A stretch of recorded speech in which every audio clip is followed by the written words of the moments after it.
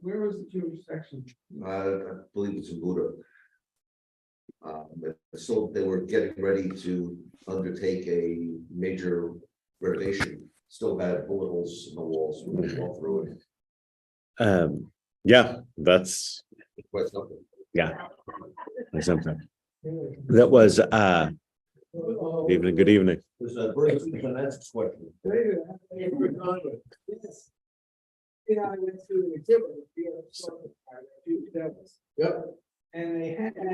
I think I know the exhibits. I think my cousin was there, another David Bernstein. Well, it was beyond just the deli, it was all kosher restaurants in New York. Yep. They had a menu from Yep, Mark Bernstein.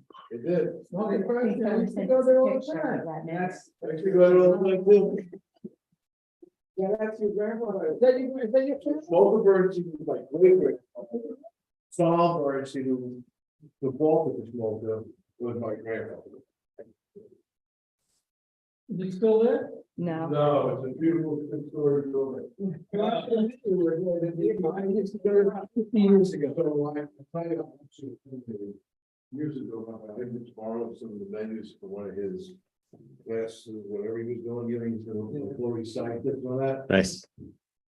So I think I still have them. I'm pretty sure I have them in the basement. And one from, remember the kosher restaurant, Wexler? There was a little. Get one at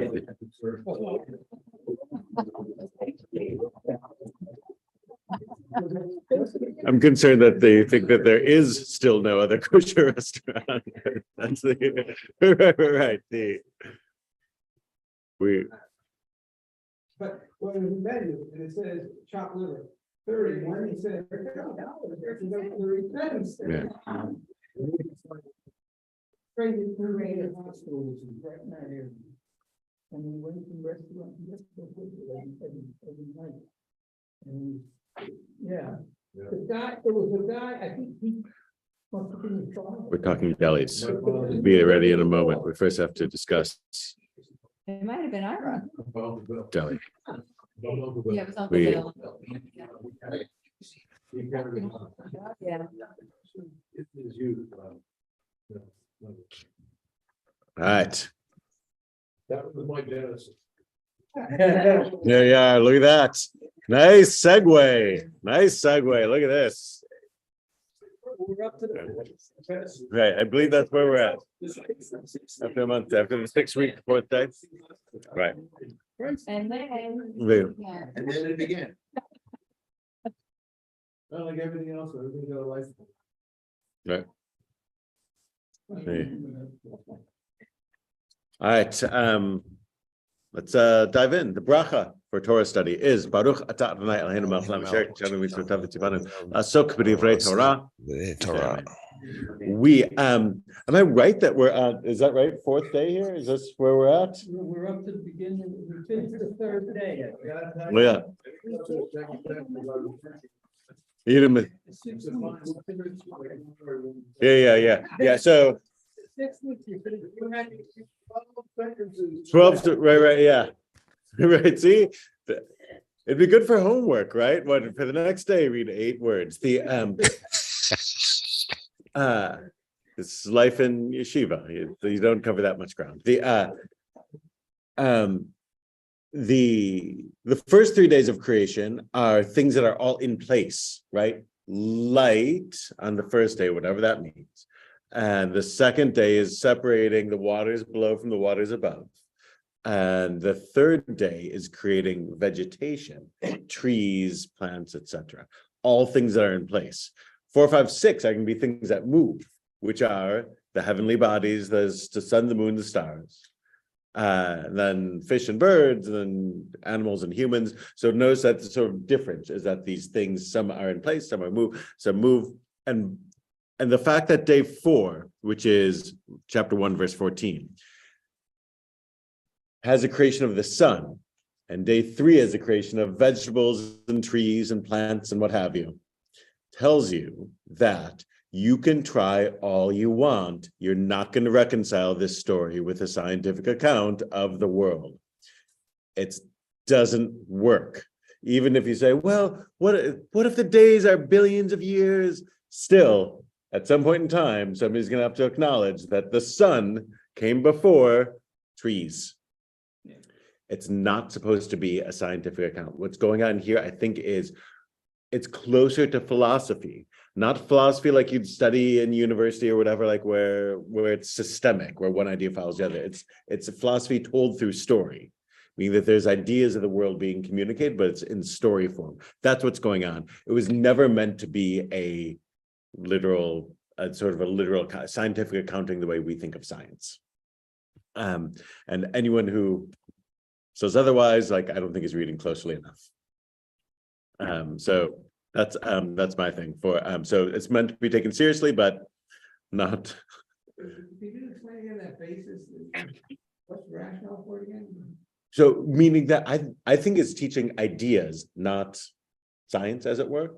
And again, it's day 3 is trees, day 4 is the sun.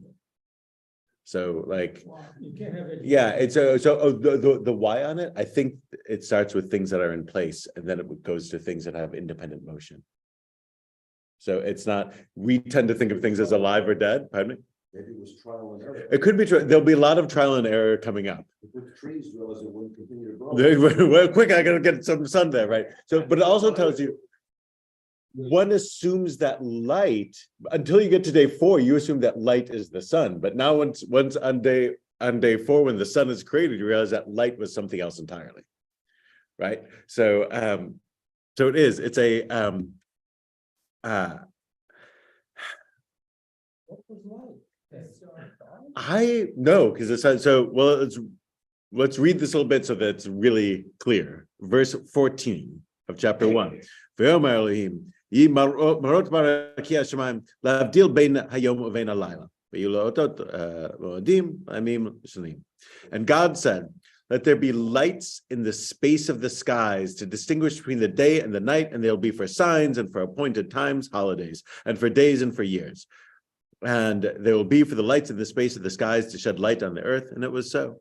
And God made the 2 big lights, the bigger light for the regulation of the day, and the smaller light for the regulation of the night, and the stars. And God set them in the space of the skies to shed light on the earth, and to regulate the day and the night, and to distinguish between the light and the darkness. And God saw it was good. There was evening and there was morning, a 4th day. So the stars, sun and moon, all 4th day. It seems to be, so what's first day light? I think it's either something else entirely. Miraculous is the story of creation itself. Miraculous is the story of creation itself. I like to think energy, like that. It's so about, and like we know from Einstein, right, that everything is the same thing, that equals mc squared, right? Like that energy is mass times the speed of light squared, right? So it's all the same.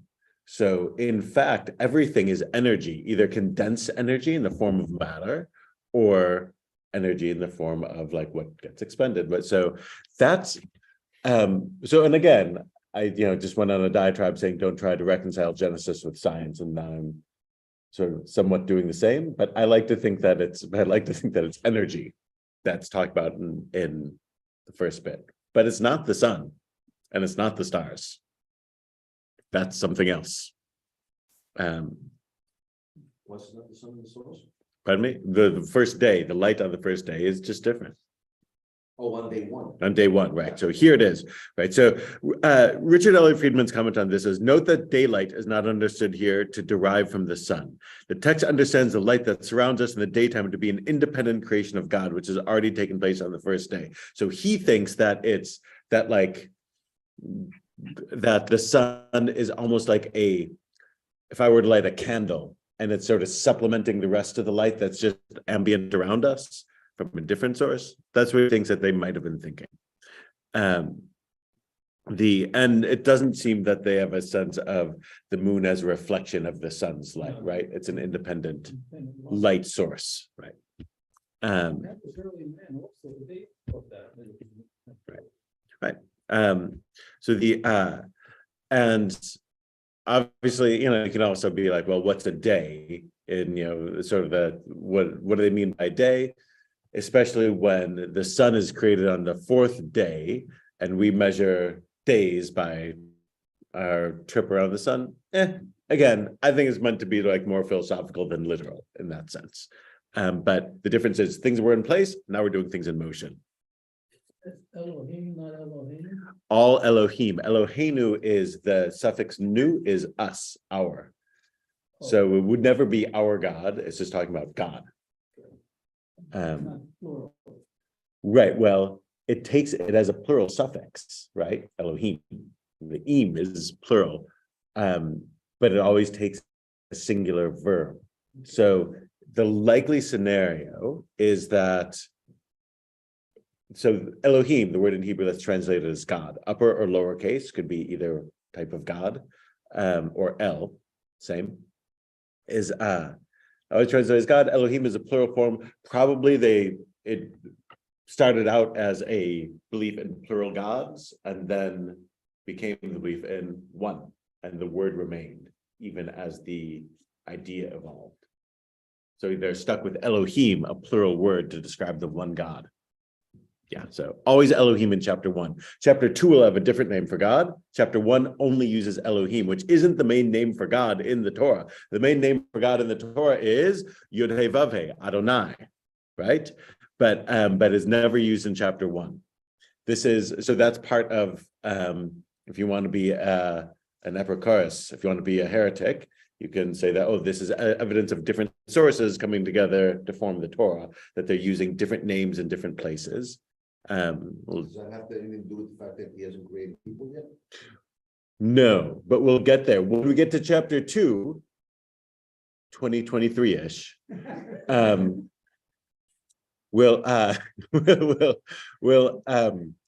you'll see the chapter 2 of Genesis can be read independently, and you can read it independently of chapter 1, and it's a full, complete creation story on its own that doesn't seem to agree with chapter 1.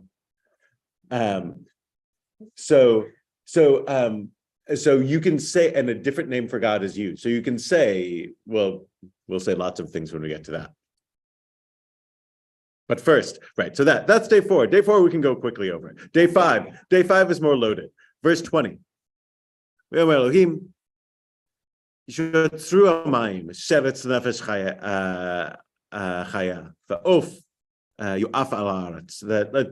And God said, let the water swarm with a swarm of living beings, and let birds fly over the earth on the face of the space of the skies. And God created the big sea serpents and all the living beings that creep with the water, with which the water swarmed by their kinds, and every winged bird by its kind. And God saw that it was good. God blessed them, saying, be fruitful and multiply and fill the water in the seas. Let the birds multiply in the earth. And there was evening, there was morning, a 5th day. So day 5.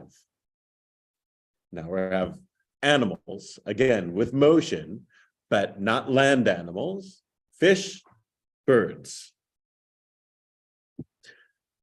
Yeah, because he's afraid of dinosaurs are gonna eat them. The dinosaurs are going to eat. So some of the dinosaurs were like avian. Aren't birds the descendants of dinosaurs? That's our closest. Fish and birds. And verse 21. What does your translation have there? What does verse 21 read? And God created the great sea monsters and every creature that crawls, which the water has swarmed forth, of each kind, and the winged fowl of each kind, and God saw that it was good. Now, what jumps up to you about that one? Sea monster. Sea monsters. Now, by sea monsters, it seems to mean sea monsters. Meaning, sea monsters. You guys have like watched movies or like read pirate stories? No, they knew the fishing when they went fishing. But Yeah, they we all crack in the end. You know, Yeah.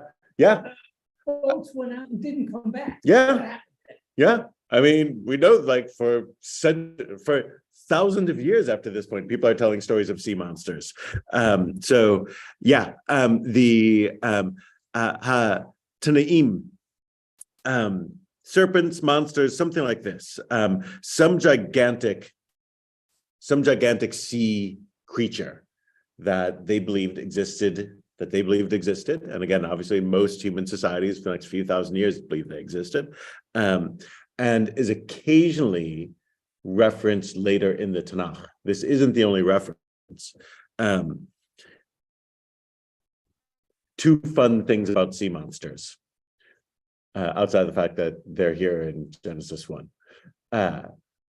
One, there's also references to Leviathan, which is another type of sea monster, Leviathan in Hebrew, which becomes Leviathan in English, which is a giant sea monster that exists and is still swimming around in the oceans by tradition. And they give you this one, Yeshiva, when Mashiach comes, we're going to capture Leviathan and slaughter it, and we're going to all feast on the tzaddikim. So maybe not all of us, but hopefully all of us. Tzaddikim, tzaddikim will slaughter it properly. Fish are easy to make kosher. The tzaddikim will all feast on the body of Leviathan in a great sukkah made out of the skin of the Leviathan.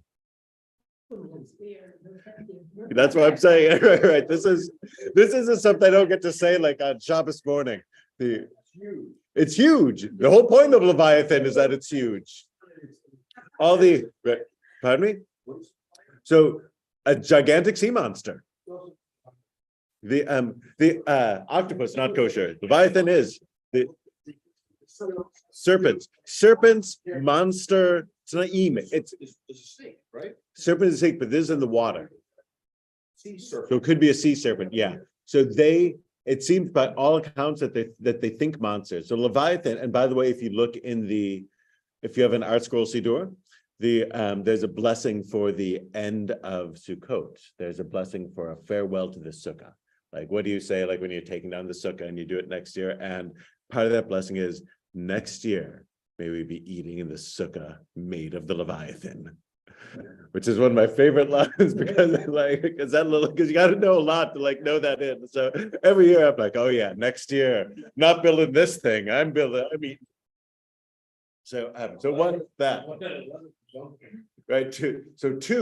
The word here, and Richard L. Friedman points this out, that the word for serpent, this magical serpent, is what Moses' staff turns into in the book of Exodus. Not a snake, but note like this sort of like mystical serpent creature is what the staff turns into. Nachash is snake. That's what's going to have a whole conversation with Eve in the next chapter. But what Aaron's staff turns into isn't like, it's not like of this world or of the experienced world, as it were. It's like something, it's something on that. So yes, that there are a couple of points, not a lot, but there are a couple of points in Genesis where we're like, whoa, I didn't know we had this too. I thought this was just like the Greeks. Yeah, no. So Did they steal from us, or did we steal from them? this is pre. Pretty early. Yeah, especially Genesis. Right. Yeah, We talked about this in our first right. lesson. So most likely, these are very early strata. Like if you take if you don't want to say that this is all written by Moses at on Mount Sinai. If you want to say Moses on Mount Sinai, that's about 3,300 years ago. 1300 is 1300 BCE. If you want to, that's Moses, Mount Sinai. Probably.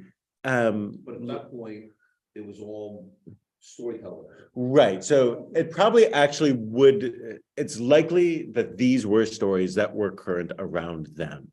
The Torah comes into its current form at the latest, like 6th century BCE.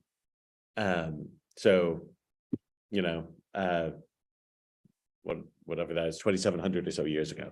Like that's part of the latest part that it's there. But again, if you want to take again, like sort of like a scholarly take on it, they're taking together stories that are extant, and that's like the editing date.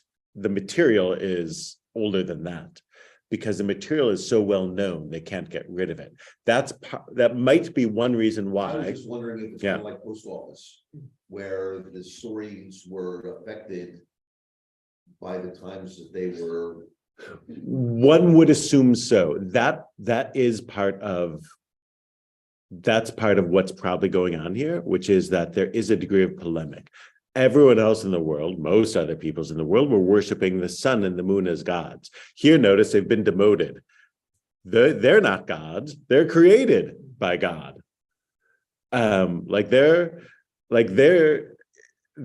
these servants, as it were, not the master. And all of this, God's effortlessly creating everything. Don't worship the earth. The earth is created by God. It is not God itself. Don't worship the stars. The stars aren't gods. They are created. All of that. Even the sea monsters, don't freak out. That's all this. And in fact, the sea monster is, to something it's really important in that the gods sort of up the Mediterranean coast a bit in what's now Lebanon, that their gods were always battling with sea monsters. And here, God doesn't just battle with sea monsters, God makes them. I feel a logical reason for the reference to sea monsters, or just a deference to the concerns of the time. Well, I don't know if it's deference to concerns at the time. I do the there is, I think may even still be in the Siddur. It might just be in the Psalms. Psalm 104. Says that God creates Leviathan, the sea monsters, as his plaything. It's like God's dog, as it were. Why is it just a wick or something, a big fish? I wouldn't be so confident that they didn't think of these things as real, meaning that their reality is different from ours, and that they just experience things differently, and this was as real to them as anything. Even the local pantheon of gods are sort of like what Israelites were maybe coming from or rebelling against. So demoting all of these sea monsters, which used to be able to battle God to a draw, or the gods to a draw, because they're still out there, now are again demoted to a lower rank. So it's just saying, like, all these things you think are gods, they're not. But they were demoted to a lower rank thousands of years later by us. Right. Well, this is sort of like the story, right? This is like the story of like being what's the story of your God, other gods, like, they appear, but the gods have sex with each other, and that's how the world gets created, or they're fighting up in heaven, and that's why there's thunderstorms or earthquakes or whatever the case may be. Here, notice this, like, what's the story of our God that you can't see, so it's harder, right? Like, so this invisible God, what's he like? Answer, creator of everything. The invisible God, creator of all of this, be the master of it all. So there's sort of like there's a statement of power going on, I think. I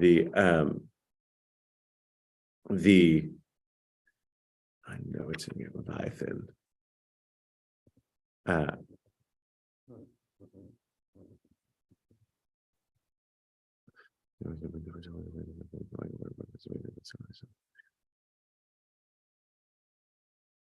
Well, I won't pause too long. Thought it was in Psalm 104, but I could be wrong. Though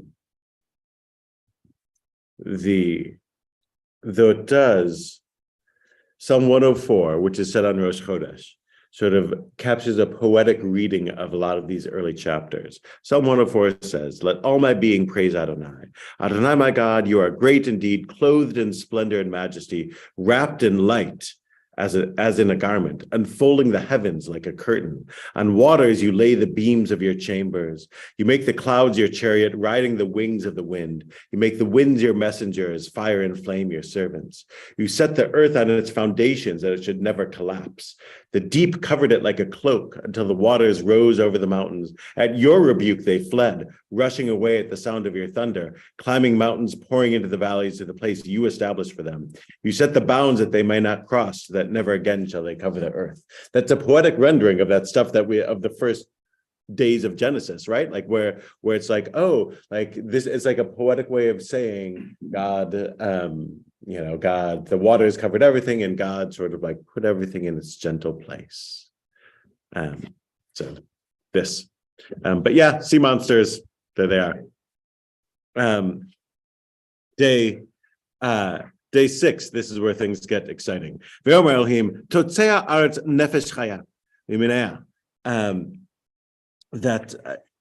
And God said, let the earth bring out living beings by their kind, domestic animal and creeping thing and wild animals of the earth by their kind. And it was so.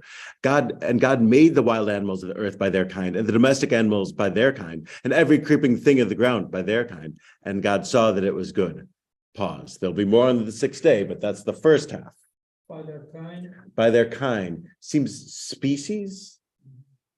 Seems to be like the idea of it that they're groups of them. It's not like one, but they're groups. Yeah. Translation is cattle. Yeah. Yeah. So cattle domestic. The word is Which is how? Cattle. right. Behema veremis. Yeah, so notice domestic animals, cattle, and herd animals are all linked. Behema is like a used for a domestic animal. It can be specifically a cow, but it doesn't sort of like have to be. Why do you think they use cattle? He sometimes explains. Does he explain? No, he explains wild beasts.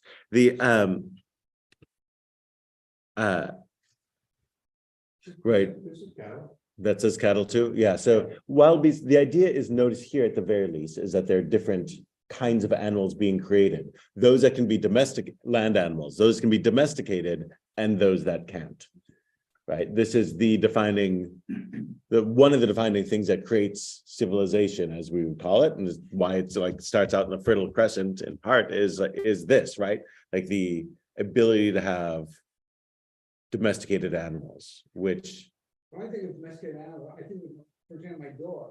Currently, a cow has much more use. yes, much more use. It's another. Right. Yeah, that they Sheep, herd. right, sheep, right, and then the Israelites are going to be shepherds, right? Like so that's going to be much more common than cows for them. The cows are going to be luxury goods.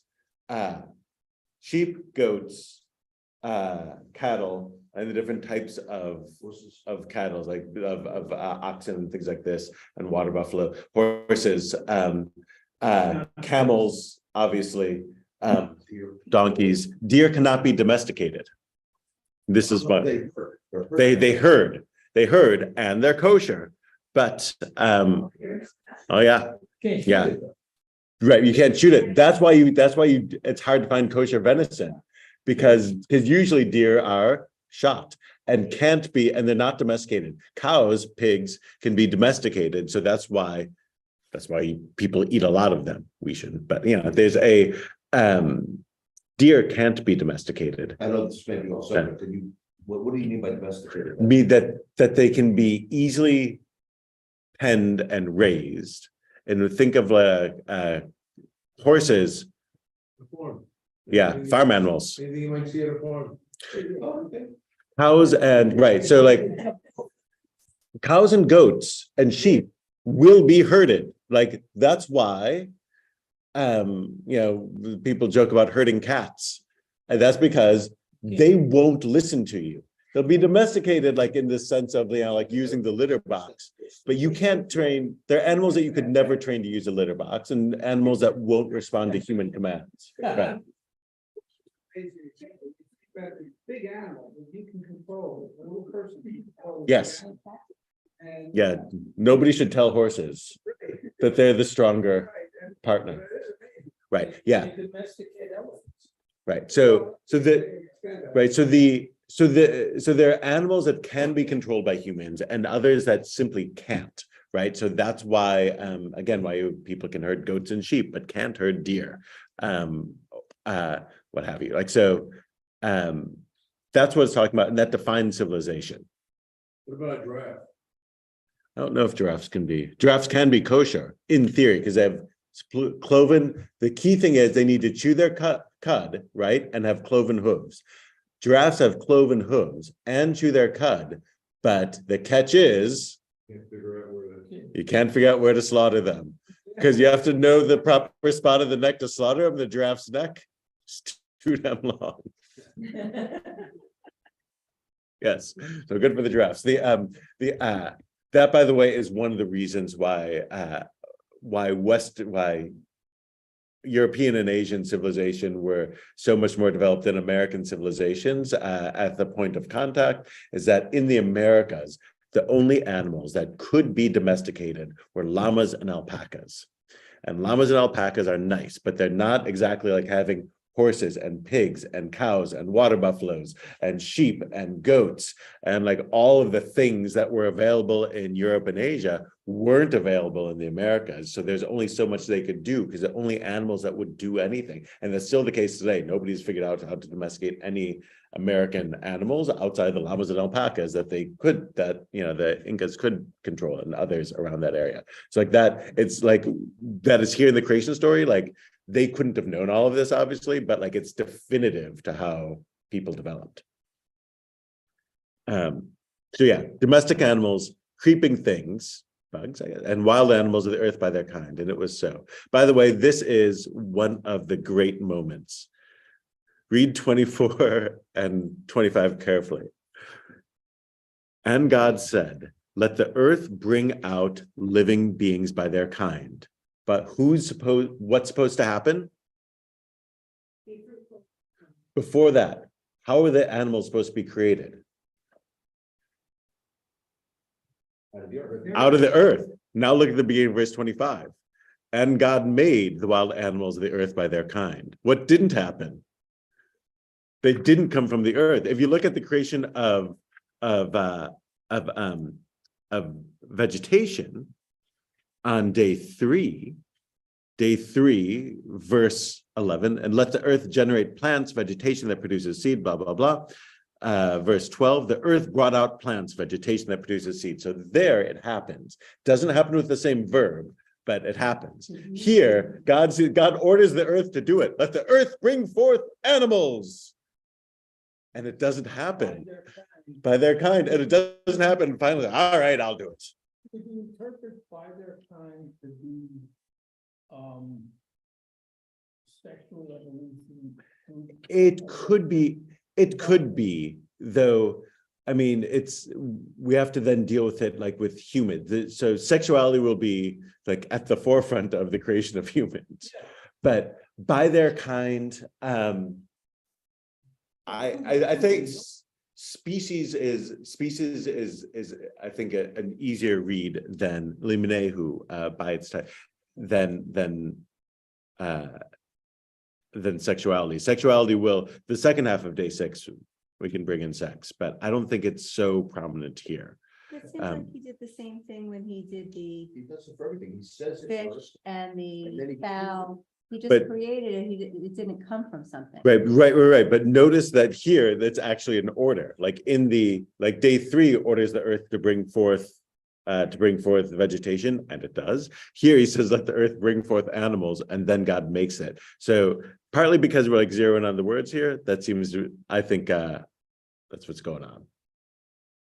I'm gonna get to day 6 because it's more loaded. The second half of day 6 because it's more loaded. Or is it here that animals are superior beings to fish and birds? I think that is the inference. It doesn't have to be that, but it does seem that Did they kind of fish and birds, then land animals, then humans. So it does seem here to be on a more complex, less complex slide. So yeah, I do think that's the case, because presumably then humans are like the crowning achievement of it, and animals are like close to it. And also the fact that humans and animals share a day, but that's also a thing, right? that humans could have had their own day, but they don't. Land animals could have been put back on day 5, but they're not. Land animals and humans are going to share a day, and that also like is sort of, there are two things around. Like one, humans are going to be have pride of place as the crown of creation, and also like you're sort of like the animals too, aren't you? Right. So that. But this section is super loaded. Verse 26, and God said, let us make a human in our image, according to our likeness, and let them dominate the fish of the sea and the birds of the skies and the domestic animals and all the earth and all the creeping things that creep on the earth. And God created the human in his image. He created the image, he created it in the image of God. He created them, male and female. And God blessed them, and God said to them, be fruitful and multiply, and fill the earth, and subdue it, and dominate the fish of the sea, and the birds of the skies, and every animal that creeps on the earth. And God says here, I placed all the vegetation that produces seed that is on the face of the earth for you, and every tree which has in it the fruit of a tree producing seed. It will be food for you, and all the wild animals of the earth, and for all the birds of the skies, and all the creeping things on the earth, everything in which there is a living being, every plant of vegetation for food. And it was so. And God saw everything that he had made, and here it was very good. And there was evening and there was morning, 6th day. Yeah. It's the only day, good day in that it's the only day that gets the Tov Ma'od. It's the only day that gets very. Did he say only the plant and vegetation for food, or? Yes, that is, it says only vegetation. If you look at that last long speech, it's weird because it's worded very strangely. He says, you can have all the trees and all the plants for food. And all the animals out there, plants for food. Here he specifies green plants. Yeah, green plants. You've read the every plant of vegetation food. The Nefesh Chayev, call it Yarak. Yeah, no, so yeah, he does say the Yarak, which is greens, is in there. Green is in there. Every green that sprouts. So trees, green plants, eat your greens. That's the food. At this point, the implication is. Got bad news for you. Don't eat animals. Yeah, don't eat animals. Yeah, he said, this is all. Yeah, that's the biggest question. By the way, I'm waiting for this. Wait a minute, who's us? You eat the green vegetarian, right? You people are gonna be you. So one, that's the ultimate question, which is the who is the us? Because there's only been one character up till now, really, and that's God. And suddenly God's speaking the first person plural and does it 3 times in rapid succession. Let us make a human in our image, according to our likeness, right? Na'aseh Adam, b'tzalmenu, kimnotenu. Like, so that's thing one. Green plants are for all the animals. I think he's going to the animals. I'll show you why it's not the case. So first, look at 27. God created the human in his and God's. Don't worry, there'll be permission to eat meat later, but it's not now. At the end of the Noah story, they'll get it. But here, the direct and God created the human in his image. He created the image of God, created them male and female. So that's the direct antecedent. And God blessed them. So that depends. Before that, and God bless them, do you want to hit return and start a new paragraph? In which case, maybe it applies to everything before, in which case animals too. Or is it just the immediate group that came before? It's got to be the immediate group, the humans that came before. Why? Because the blessing is be fruitful and multiply and fill the earth and subdue it and dominate the fish of the sea and the birds of the skies and every animal that creeps on the earth. He's not saying to the animals, dominate the animals. He's saying to the human, dominate the animals. You're the masters. You're the landlords. You're the ones in charge. And then God says to him, here, I've placed all the vegetation on the face of the earth for you. Every tree will be food for you. And the addressee is the human. I mean, if we were given the direction to conquer and subdue the earth, how does that reconcile with the apparent mess that was made ecologically. Right, correct. So this is, so this is a thing. There are those, at Slichot, when he did Slichot at Bethel before the holidays, this was actually my text for that reason. There are those, you can find websites, and environmental groups that blame all environmental devastation of all of Western civilization on, say it with me, the Jews. The right, because right, amazing, right? Because of this line, right? That this line starts that, oh, because the Jewish Bible starts out with this line saying, subdue the earth and conquer it. Western civilization grew up subduing the earth and conquering it. And because of this, I got 15 lanes of parkway, you know, cutting a gash down the state. So,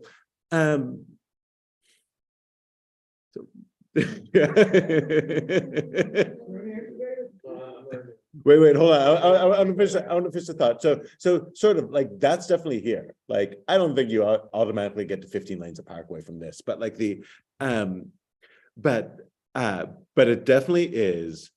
You are both a part of nature, right? You're created on day 6 with the rest of the animals, and you are also apart from nature, which is you're in charge. You have self-consciousness and can do it. So you can see it either as conquer it and 15 lanes of parkway, or you can say that it's a guardianship. Right, wouldn't it be nice if it says somewhere, subdue and care for it? That will be in chapter 2. There's a tension between the two. There's a tension between the two, which is in the Garden of Eden, God puts Adam, the human, in Eden and says your job is to work it, to till it, and to guard it. So you have subdue over here, and you have till it and guard it over here. Maybe from yourself, right? Yeah. Shomra, from Shomer, right? Yeah. So maybe from yourself, maybe from despoilation. So you do have both. And on some level, like yeah, exactly. Yeah. Right. So chapter 2, guard it, is the antidote to this, but this definitely says you guys are in charge. So I still don't know who us is, Yeah, we'll get there. but I think he's talking to humans about the seed, which is to be fruit bearing. Right. And to the animals, he's telling the animals specifically, You eat the greens. Could be. It could be. That's what I had. Oh, really? That's what Huh. it is. And for all the wild animals, right? So, right, first, all the earth for you. About First- I think he was talking about creating human beings. Let us go do it, because who knows if the animals go? So, right. So 29, verse 29. Verse 29. Yeah, verse 29 is the two. Conversation with the animals, now we're gonna create a human. So wait. I want to get to that in a second. So verse 29. Verse. He's gonna be human, then the animals are complaining, so he tells the human, you eat this, and then he turns to the animals and says, you eat this. You human get the tree, you animals, you get the ground stuff. That's how I feel. That could be the case. So look, 29 is addressing the human, you get the fruit. 30 is addressing the animals. It's sort of like telling the humans that this is the animals deal. They get plants. Yeah. Trees for humans, plants for animals. And we didn't tell the animals don't use rubber. Well, that makes sense That- for here, but what about line? Yeah, what about line? Well, right. So this is right. So hold on. So first, before we get to the lines, I want to get to the Na'asa Adam, because that's the big ticket item, which is us. One, I have a children's book that I used to read to Asher and Samuel when they were little. It's a great book saying, how did God create the animals? And it takes the us here. Whenever you say us, any pronoun, the immediate antecedent is the, What's the us? What is the us? the in 26. Let us make a human in our image, according to our likeness. God's supposed to be singular. There's supposed to be one God. So there are multiple explanations. One is it's the royal we, right? This is the queen saying, we are not pleased. The royal we, monarchs don't refer to themselves in the singular. They say first person plural. We would like our tea. So it's the king now. So yeah. So it could be the royal we, but nowhere else in Hebrew is the royal we used.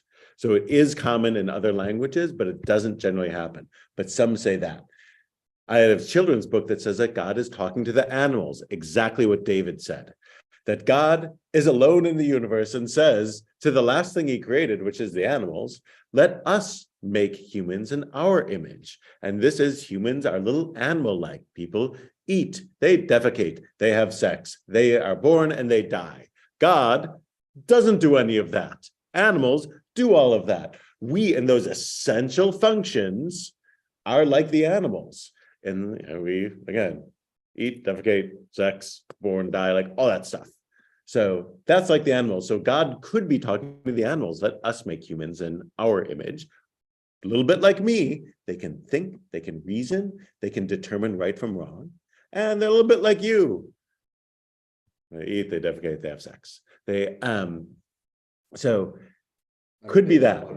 Pardon me? I don't get that in my translation, because in the same sentence or the same paragraph, he's saying, let us make a human in our image, but then the next line is, let them have dominion over them, right, fowl, right. the animals. Right. That's what he put with their ability to speak. So that, And so here they have a footnote in here where they're calling it the reference to the heavenly court. right. So that's the other thing. One the thought, like, so the cool children's book is like the tiger says, make him fast like a tiger, make him brave like a lion, make him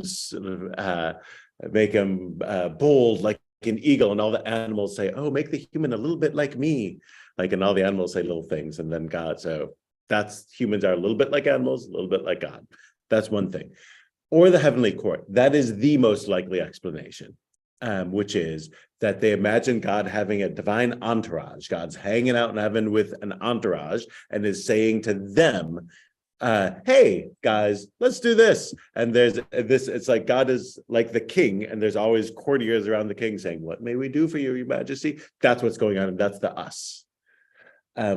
That there are a couple of times where the heavenly court appears. One is in the Psalm for Tuesday. If you ever daven, the Psalm for Tuesday says Elohim nitzav be'edat el, which literally is God sits in the congregation of gods, B'karav Elohim Yishpot, and among the gods he judges.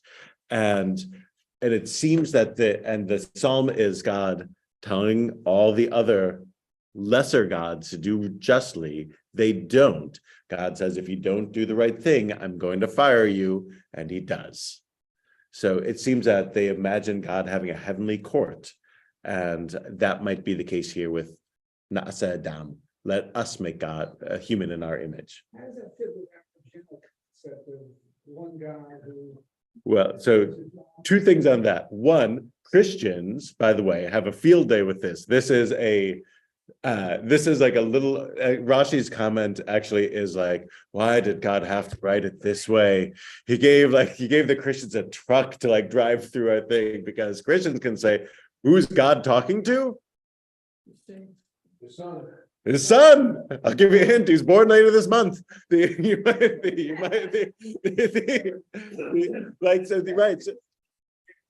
exactly. No, it's the other way. That's where he died. Well, he sort of died. Just it's up there. Right. So the Christians see this and say, Trinity. Who's God talking to? So that there actually is, again, Psalm 82 has a heavenly court. So like that, they do imagine God having angels sort of like around doing God's bidding. So that's common. That's in the Siddur, that's in the prophets, things like this. Actual reference to other gods, which in English we would say lowercase g gods, is rare. It is in Psalm 82. The whole thing is, and here they translate mighty instead of gods because they don't want people coming to the rabbi every week saying, wait a minute, rabbi, what's the deal? But really it's God's. God rises in the courts of the gods, pronouncing judgment over the gods. Quote, how long will you pervert justice? How long will you favor the wicked? Champion the weak and the orphan, uphold the downtrodden and destitute, rescue the weak and the needy, save them from the grip of the wicked. But they neither knew nor understand. They wander about in darkness while the earth's foundations are shaken. I thought you were gods, children of the Most High, but you will die like mortals, like any prince you will fall. So that's the scene that seems to be God with the divine retinue saying that you were like gods, but the rule of being a god is to uphold the weak and favor those who are oppressed. You're not doing it, and so you will die like a human. So it's a wild psalm. It goes against a lot of everything in Judaism, but it's Psalm 82. So like, what are we going to do? It's right there. What do the commentators say about interpretation? The Christian interpretation, it's that well, they reject it. It's on one level put there as a test for Jews to know, but like but yeah, it's a heavenly retinue. God's got an entourage. the songs were written thousands of years later? Well, it depends. The song, not necessarily. The Psalms aren't necessarily later. I mean, aren't later than the Torah. Certainly not later than this. Yeah, like unlikely, but this could this could, right, it's not labeled a Song of David. This could, but again, there are different layers. Again, think of the Grand Canyon, like where there are different layers. So like this could be slightly earlier, but not necessarily. That could just be the staff moving back and forth, like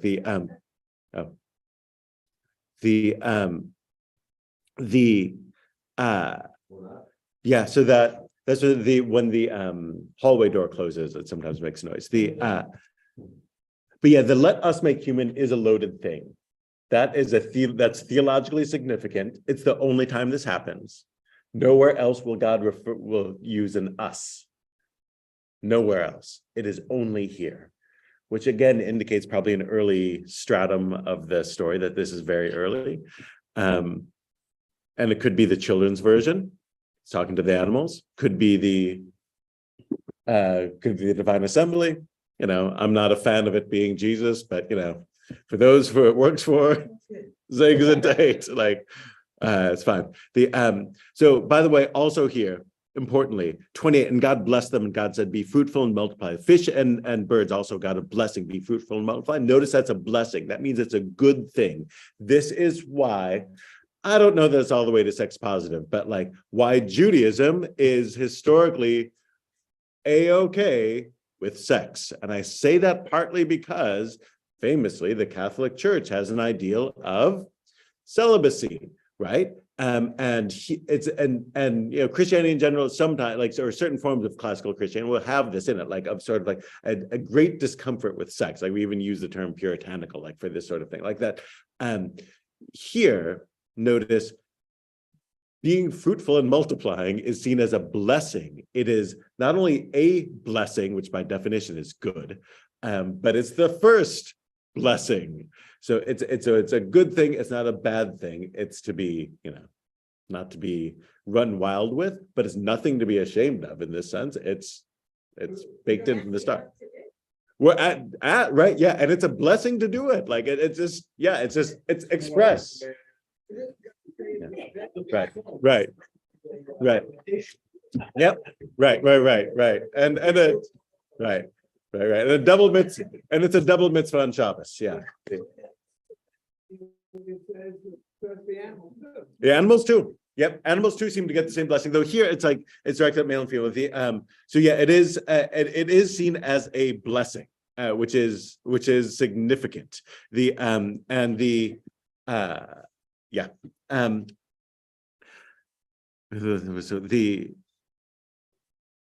We even skipped over, by the way, this is so loaded that we read this whole thing without noting that, and God created the human in his image. He created the image of God. He created them male and female, which is to say that it seems two, but it's then the singular, he created it.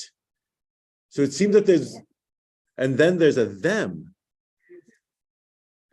You know.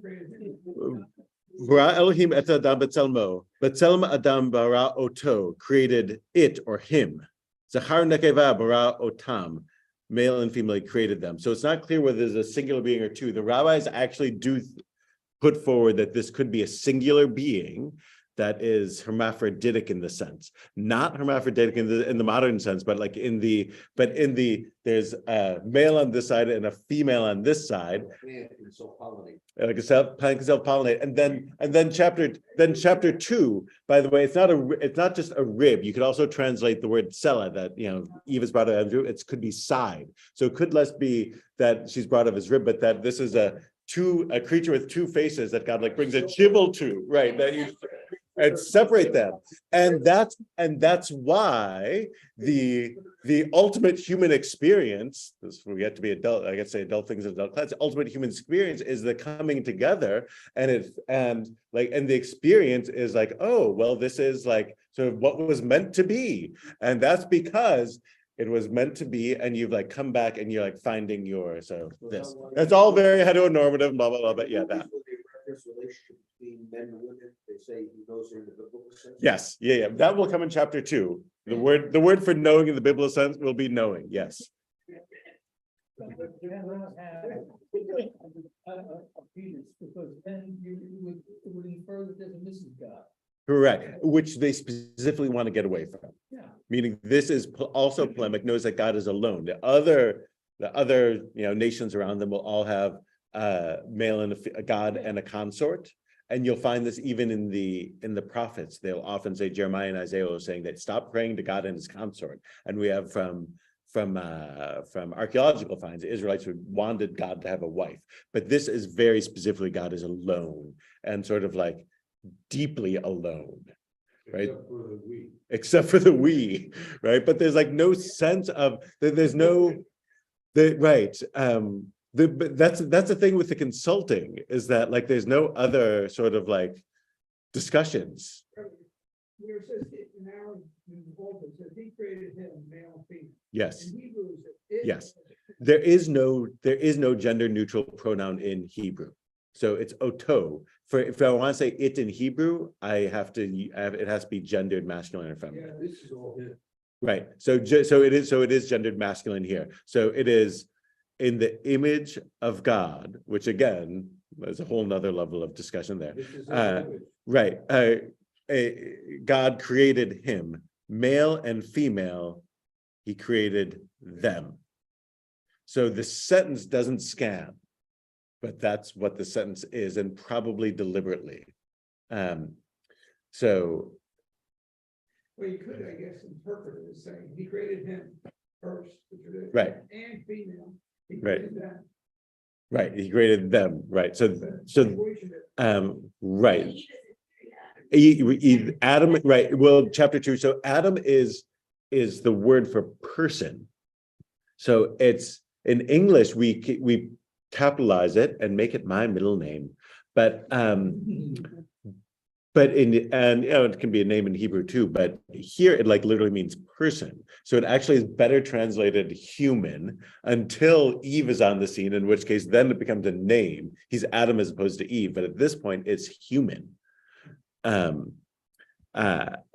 So, or if you want to use man, then it has to be man in like the old sense of like man meaning human. And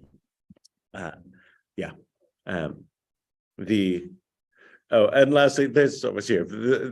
Friedman's comment on subdue and dominate to Stephen's comment. Incredibly, someone has interpreted this command to mean that humans have permission to abuse the earth and animal and plant life, as if a command from God to rule did not imply to be a good ruler.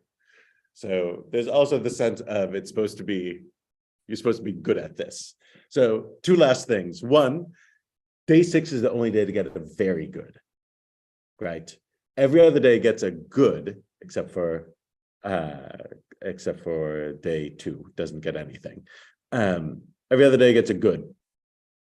Day 6 gets a very good, but every other round of creation gets a good, right? So like he creates, the sun, moon, and stars, it was good. Creates the fish and birds, it was good. Creates the land animals, it was good. Creates the humans, It does not say good after the creation of humans. Everything gets to the very good, and God saw everything he had made, and here it was very good. But after he creates humans, there is no, and it was good. And that's because the rest of the book will be humans not being all that good, right? Or more to the point, the fish is good by its nature. It's good. It doesn't mean morally good or bad. It's fitting. It's fitting to its purpose. The tree is good in that it's fitting to its purpose. The sun is fitting to its purpose. It's not morally good or bad. The tree isn't morally good or bad. It's just good in that it does its function right? So humans aren't like that. Humans aren't morally neutral, just doing their function right. We're supposed to be morally good or not. Right. So that's why, because good means something different with regard to human than it does with, oh, the moon is good. The moon's doing what the moon's supposed to do. I thought we took it a different way, as we started this a couple weeks ago, and that good wasn't a reference to good or bad. Good was a reference to, Fitting. there it is. Yeah. There it is. So it could either be there it is, or like it's fitting. It's like good to its purpose. Like it's just sort of like it fits. The tree does what a tree is supposed to do, the moon does what, right. Here it is. There it is. That's good. That's good. Right. But you'd never say that about a That's person. bad fish Right. Or an evil fish.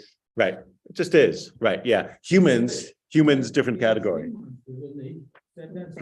Right. Well, So here they talk about, and I see it fitting the same way, because here in this interpretation, they talk about it as the crowning achievement, mhm. not good or bad. But in that sense, you made a tree, it was good. Right, exactly. There'll be But it was a tree, they didn't have much. Now you have humans that have thought. Right. And other things. Independent action. That's the ultimate creation that I had. right. There'll be one more it was good in the entire Hebrew Bible. It was good, that's it. Moses, that of the Kitov, it was good, is when Moses is born, his mother looks at him and sees that he is good.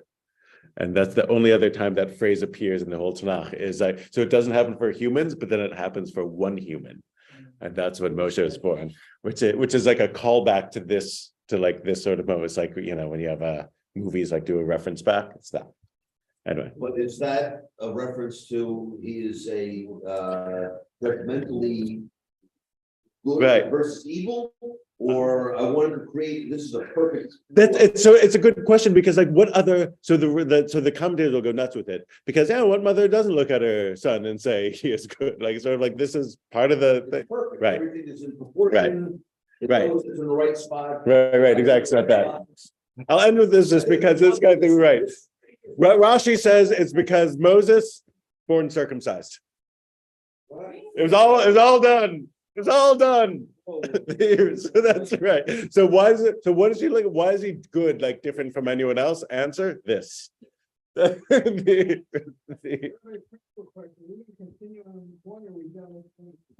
done with one. Next time. So day 7 is the beginning of chapter 2. Yes. Yeah. All right. Yeah, 2. Oof. It's so great. It's so deep because it's a totally different story. It is, and it's one of those things where, like, if you don't read it, you're like, wait a minute, how did I not know this? There. Chapter 3 starts with day 7, but then with the 4th or 5th verse, it starts a new story. That, by the way, the chapter divisions are Christian in origin, and that's how you know it. Because a Jewish editor thinks of the 7 days of creation. The 7 is essential to the previous 6. The Christian editor looks at it and says that 6 days of creation makes sense. Everything is done. And so after everything is done, created, that chapter is over. You get what I'm saying? Like, so it's less essential to the whole project, whereas the whole like Jewish ethos is built around the 7th day. So day 7 is not the beginning of chapter 2, but all Jewish and Christian Bibles work the same way because chapters are handy. Yeah. So day 7 was a Saturday. Yes. We'll get some more today. Yeah, right. Yeah, I mean, unless we don't want, but we can, and same thing, the 22nd. Was there might be, the 29th, that, after 29th definitely would be off, I mean, if people are traveling or something, We then. will not be here the 22nd. I think you should take 22nd and 29th off. Got it, you guys are gone. This has to be done by a certain time, and we're going to. Yeah, if it had to be done at a certain time, we'd be. You got Right, yeah, no, we did, they're a day ahead. Or they're a day ahead, so it's not, I'll take them. those are good. See